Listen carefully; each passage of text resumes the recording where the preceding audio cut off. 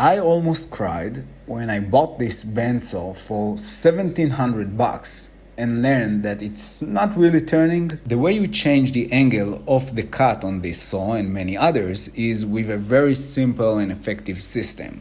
The entire saw is sitting on a swiveling base, and at the bottom there is a nut. When you loosen the nut, the whole saw along with the motor can swivel between the main body of the machine and the vice table. Before I bought it, I knew it wasn't swiveling smoothly, but I thought it would be an easy fix. Turns out, not so much. I completely removed the nut, cleaned everything I could, and used a bunch of WD-40 while swiveling the base back and forth. But it still not swivels smoothly enough in my opinion.